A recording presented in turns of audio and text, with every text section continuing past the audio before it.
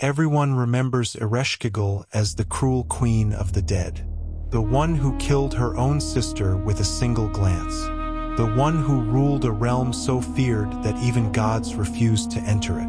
No one asks why. No one asks what it does to someone to rule alone in the dark for so long that when her sister finally visited, her first instinct wasn't welcome. It was violence. This is the story of the goddess nobody visits, and what 4,000 years of being feared instead of understood actually cost her. Long before Inanna ever descended through the 7 gates, Ereshkigal was already there, already ruling, already alone. The old texts don't agree on exactly how she came to rule the underworld. Some say she was given the realm as her domain from the beginning of the world, a queen by birthright rather than punishment.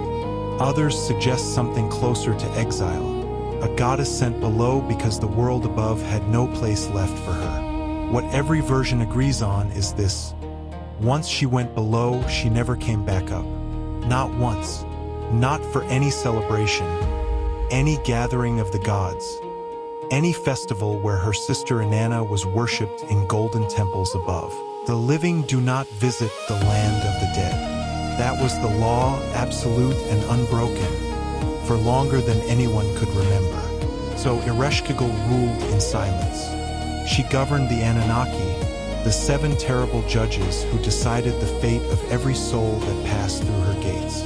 She oversaw the endless procession of the dead, arriving one after another, forever, without pause, without end. Imagine that kind of solitude, not loneliness for a day or a year, but for the entire span of existence, ruling perfectly, competently, over a kingdom that never thanked her, never celebrated her, never once sent word asking how she was. When mortals died, when even gods eventually faced their own ending, they came to her realm afraid, not curious about her, not seeking her out as a person, only fearing what she represented. She became, over time, less a person and more a concept, the queen of death itself, rather than a goddess who might have once wanted something different from her existence. Some versions of the old texts hint at a husband, Gugalanna, the bull of heaven, though what became of that marriage, whether it brought her any comfort, the fragments that survive don't fully explain. Just another thread of her life mostly lost to time. And then, one day, without warning, without explanation, her sister arrived at the gates. Not visiting, not asking to see her, descending in full royal regalia, crown, jewelry, the trappings of a goddess beloved and worshipped above, walking toward Ereshkigal's realm as though she had every right to simply enter. We don't know, from the surviving fragments, exactly what Ereshkigal felt in that moment. But consider the position she was in. Her sister, who had never once visited out of love, was now descending toward her for the first time in the history of the world. Uninvited, unannounced, Inanna approaches the ancient gates. She demands entrance to the underworld. Ereshkigal did not embrace her. She ordered the gates to strip her sister of everything.